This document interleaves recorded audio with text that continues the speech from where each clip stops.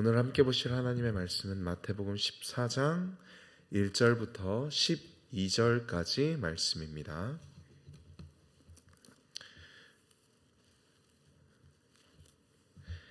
마태복음 14장 1절부터 12절까지 말씀 교독하겠습니다.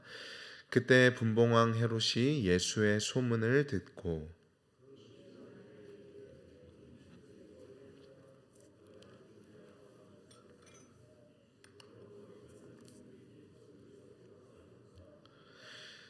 전에 헤롯이 그 동생 빌립의 아내 헤로디아의 일로 요한을 잡아 결박하여 옥에 가두었으니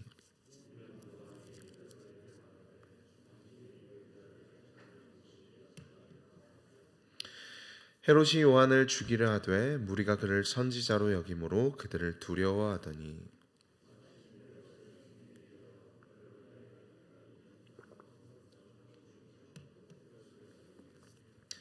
헤롯이 맹세로 그에게 무엇이든지 달라는 대로 주겠다고 약속하거늘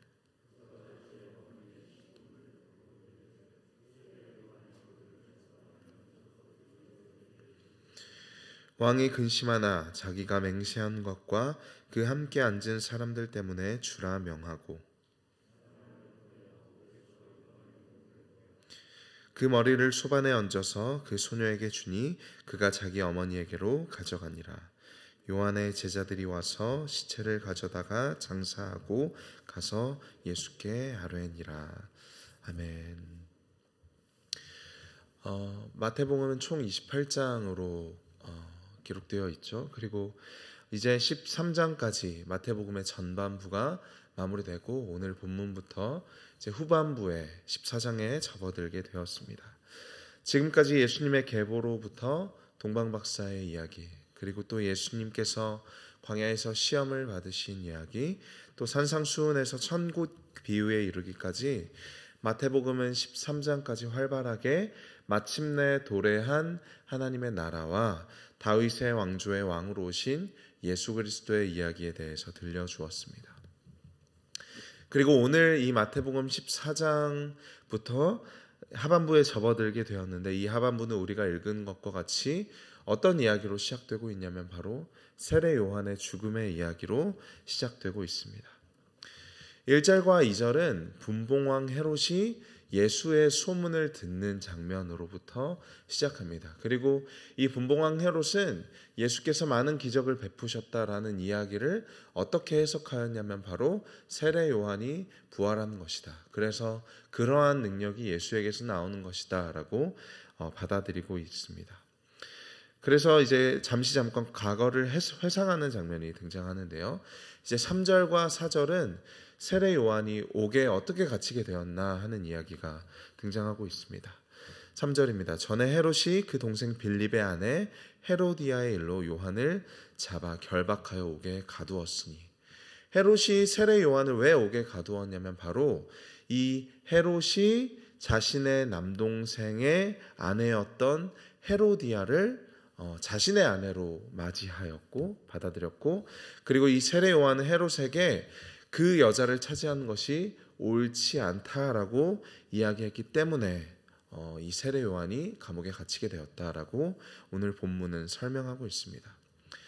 세례 요한은 당연하게도 이러한 일이 자신의 동생의 아내를 자신의 아내로 취하는 것이 당연하게도 율법의 가르침에 어긋나는 것이며 또한 하나님의 뜻이 아님을 헤롯 왕에게 말했습니다. 그리고 당연하게도 여느 구약의 선지자들의 책망과 같이 세례 요한의 경고는 그 왕 자신에게 그 왕의 명예와 왕의 체면과 그리고 왕의 권력에 정면으로 도전하는 것처럼 여겨졌을 것입니다. 그리고 이 일로 세례 요한이 감옥에 갇히게 되었다라는 것이죠.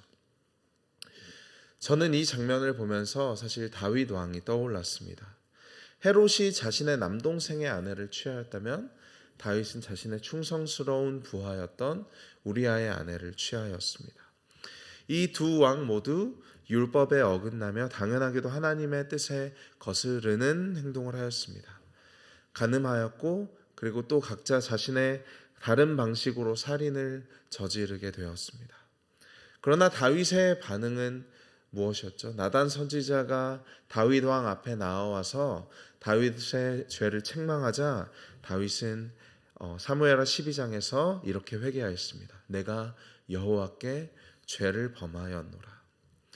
그러나 오늘 본문에서 이 헤롯 왕의 반응은 회개하는 것이 아니라 자신에게 옳지 않다라고 이야기하며 하나님의 뜻을 전한 세례 요한을 감옥에 가두는 것이었습니다. 그리고 이 장면은 그래서 우리에게 무엇을 보여주냐면 바로 이 헤롯 왕이 다윗의 후손으로 오시는 진정한 유대인의 왕이 즉 메시아가 아니라는 사실을 우리에게 분명하게 보여주고 있죠. 심지어 오늘 본문 5절 말씀은 그가 얼마나 비겁한 자인지도 보여주고 있습니다. 헤롯이 요한을 죽이려 하되 무리가 그를 선지자로 여김으로 그들을 두려워하더니. 헤롯이 자신의 죄를 책망하고 또 자신의 눈에 가시처럼 여겨지는 이 세례 요한을 죽이지 못하는 이유는 단 한 가지인데 바로 무리를 두려워했기 때문에, 그를 선지자로 여기는 무리를 두려웠기 때문이다라고 기록하고 있습니다. 이 같은 사실은 다시 한번 이 헤롯 왕을 다윗의 진정한 자손이신 예수 그리스도와 대조시키고 있습니다. 다윗의 진정한 후손, 유대인의 진짜 왕으로 오신 예수님은 무리를 두려워하지 않으셨습니다. 자신을 십자가에 못 박고 조롱하는 이들도 두려워하지 않으셨죠. 오히려 그들의 죄를 사하여 달라고, 그들은 자신이 하는 것이 어떤 일인지 알지 못한다라고 십자가 위에서 하나님 아버지께 기도하셨습니다. 이어서 6절과 7절입니다. 마침 헤롯의 생일이 되어 헤로디아의 딸이 연석 가운데서 춤을 추어 헤롯을 기쁘게 하니 헤롯이 맹세로 그에게 무엇이든지 달라는 대로 주겠다고 약속하거늘. 헤롯의 생일이 되어서 이 헤롯이 자신의 동생의 아내였던 이 헤로디아를 취하여 아내로 맞이하였죠. 그리고 이 아내의 딸이었던 이 딸이 헤롯의 생일이 되어서 춤을 추어서 헤롯을 기쁘게 했습니다. 먼저 여기서 춤을 추어서 기쁘게 했다라는 것은 우리가 보기에는 그저 아버지의 생일이었기 때문에 딸이 재롱잔치를 연 것처럼 보이지만, 이 당시 문화적인 해석으로는 바로 이 딸이 왕에게, 그리고 그 왕과 그 자리에 모였던 모든 다른 신하들에게 성적인 유희를 제공하였다라는 이 목적을 갖고 있었다라는 것을 우리가 알아야 합니다. 그러니까 헤로디아의 딸이 춤을 추어 헤롯을 기쁘게 했다라는 것은 단순히 딸이 아버지를 기쁘게 했다라는 것이 아니라 이 헤롯 가문이 얼마나 성적으로 타락하였고 문란하였으며 낮은 도덕적인 수준을 가지고 있었는지를 우리에게 보여주는 대목입니다. 그리고 거기에 더불어서 헤롯은 술에 취해서, 그리고 이 성적 유희에 취해서 헤로디아의 딸에게 무엇이든지 달라는 대로 주겠다라고 맹세하기까지 이르죠. 그리고 이 헤로디아는 자신의 딸을 시켜서 헤롯 왕에게 세례 요한의 머리를 쟁반에 담아서 가져다 줄 것을 요구합니다. 그리고 참으로 아이러니한 것은 무리를 두려워하여 요한을 죽이지 못하고 있던 이 헤롯 왕이 자신의 맹세와 또 함께 앉아있던, 그 자리에 앉아있던 자들의 눈길 때문에 세례 요한을 죽이게 된다라는 것이죠. 9절부터 11절에 그 이후의 이야기가 설명되고 있습니다. 왕이 근심하나 자기가 맹세한 것과 그 함께 앉은 사람들 때문에 주라 명하고 사람을 보내어 옥에서 요한의 목을 베어 그 머리를 소반에 앉아서 그 소녀에게 주니 그가 자기 어머니에게로 가져가니라. 그래서 12절은 요한의 제자들이 와서 시체를 가져다가 장사하고 가서 예수께 아뢰니라. 이렇게 마태복음의 전반부가 마무리되고 후반부가 시작되면서 우리는 세례 요한이라는 한 위대한 선지자의 죽음을 마주하게 됩니다. 그리고 오늘 우리는 이 본문을 통해서 이 마태복음의 후반부가 세례 요한의 죽음을 드러내는 것을 통해서 무엇을 볼 수 있냐면, 장차 머지않은 시점에서 예수 그리스도께서 어떠한 방식으로 죽음을 맞이하게 될 것인지를 이 세례 요한의 죽음을 통해서 미리 살펴볼 수 있습니다.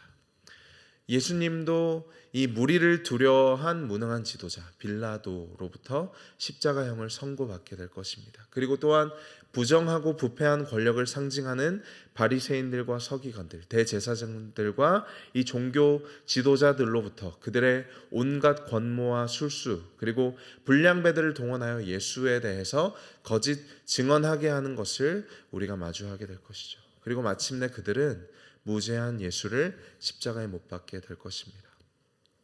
이것이 오늘 본문 이 마태복음이 하반부를 시작하면서 세례 요한의 죽음을 통해서 우리에게 예견하고 있는 예수 그리스도의 죽음입니다.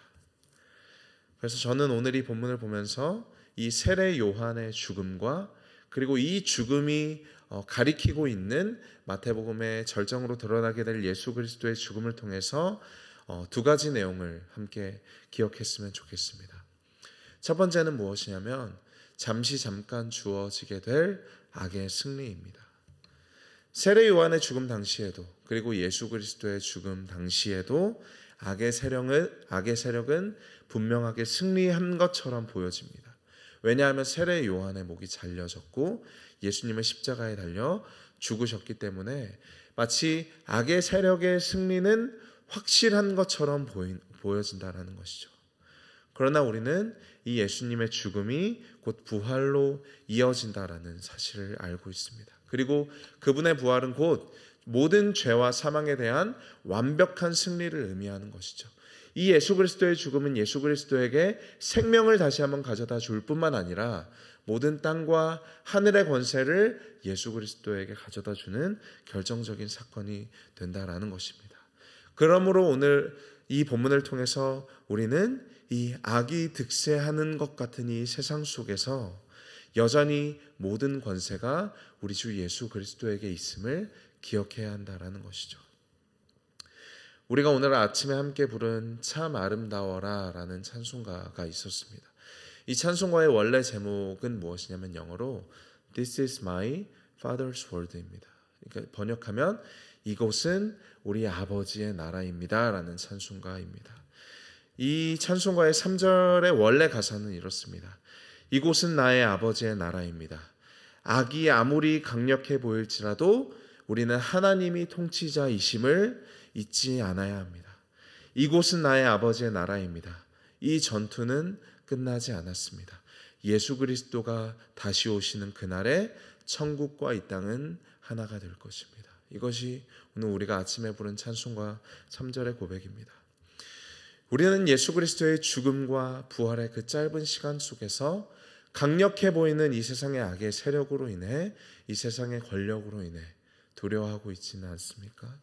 그러나 우리가 분명히 알아야 할 것은 우리 주님이 곧 이 땅에 오실 것이라는 사실입니다. 여러분, 이 세상의 종말을 가져오는 것은 전염병과 질병이 아닙니다. 이 세상의 종말을 가져오는 것은 기근과 전쟁이 아닐 것입니다. 경제 위기와 여러 가지 기후 위기가 우리 인간에게 종말을 가져다 오는 것이 아닙니다. 이 세상의 모든 시간의 마침표를 찍으시고 우리 인생의 종말과 온 세상의 종말을 가져오시는 것은 바로 우리 주님이실 것입니다. 오늘 본문의 내용을 통해서 기억해야 할 두 번째 내용은 바로 죄악의 참혹함입니다.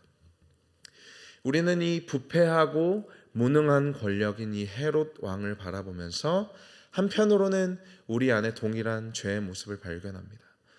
다른 사람에게는 한없이 엄격하지만 나에게는 한없이 너그러운 것이 바로 우리 자신입니다. 연약한 인간인 우리는 때로는 너무나도 비겁해지기도 하고 무능하기도 합니다. 그리고 우리는 이 헤롯 왕과 그를 둘러싼 온갖 죄악들을 보면서 우리 안에 동일하게 자리 잡고 있는 죄성을 기억해야 한다라는 것이죠. 그리고 오늘 우리 안에도 동일하게 발견되어지는 이 죄성은 우리를 자연스럽게 어디로 인도하냐면 바로 십자가 앞으로 우리를 인도한다라는 것입니다. 그러니까 이 헤롯 왕의 모습을 통해서 우리는 우리 안의 죄성을 발견하고 그리고 우리 안에 이 죄성을 보면서 우리는 자연스럽게도 왜 우리 주님이 이 땅에 오셔야만 했는가? 왜 우리 주님이 그 광야의 길을 걸으시고 십자가를 지셔야만 했는가를 발견한다라는 것이죠. 헤롯 왕의 모습은 나와는 너무나도 다른 누군가의 모습이 아니라 결국 우리 자신 안에도 얼마든지 존재하고 있는 죄의 모습입니다. 결국 우리는 주님의 말씀처럼 음욕을 품음으로써 간음하고 누군가를 미워함으로써 살인하는 자들이라는 것이죠. 그래서 오늘 우리는 이 헤롯의 모습을 통해서 우리 주님이 십자가를 지셔야만 했던 이 세상의 죄악의 참혹함을 바라보아야 합니다. 결론은입니다. 사랑하는 성도 여러분, 이 세상의 권력과 이 죄악이 가득해 보이고 또한 이 세상이 너무나도 강력해 보일지라도 그것이 잠시 잠깐임을 우리는 기억해야 합니다. 아무리 악이 강력해 보이고 악이 득세하는 것 같이 보이는 이 세상 속에서도 우리는 우리 주님만이 이 땅과 하늘의 모든 권세의 통치자이시며 오직 그분께서 이 모든 종말의 선포자이심을 기억해야 합니다. 동시에 우리는 헤롯의 모습을 보면서 또 그 앞에서 동일한 나의 죄성을 비추어 보며 십자가를 지셔야만 했던 우리 주님의 모습을 기억해야 합니다. 그러므로 오늘도 우리의 소망은 의로운 나에게서 나오는 것이 아니라 나 같은 죄인도 의롭게 하시는 우리 주님에게서 나온다라는 사실을 우리가 기억해야 할 것입니다. 그 십자가는 우리를 향하신 그 죄악을 향하신 하나님의 진노가 얼마나 두려운 것인지를 우리로 알게 하고 동시에 그 십자가는 우리를 향하신 하나님의 사랑이 얼마나 강력한 것인지를 알게 할 것입니다. 오늘도 우리 주님의 통치와 주권을 믿음으로 바라보시며 십자가를 지신 주님의 공의와 사랑을 기억하심으로 예수 그리스도의 제자로 살아가시는 우리 귀한 성도님들 되시기를 주님의 이름으로 축복합니다. 제가 잠시 기도하겠습니다. 하나님 감사합니다. 마태복음 후반부를 시작하면서 세례 요한의 죽음을 통해서 동일하게 무능하고 죄악으로 가득한 권력자들에게 둘러싸여 죽임을 당하실 예수 그리스도의 죽음을 바라봅니다. 비록 이 세상에 죄악이 만연하고 또한 그 악의 세력이 강력한 것처럼 보일지라도 우리는 믿음의 눈으로 이 말씀을 통해서 다시 한번 우리 주님이 땅과 하늘의 권세자이시며 통치자이시며 이 땅의 종말을 선포하실 오직 한 분이심을 기억합니다. 또한 동일한 이 헤롯 대왕의 모습을 통해 우리에게 비춰질 그 죄성을 바라보며 십자가를 지셔야만 했던 주님의 사랑과 그 공의를 기억합니다.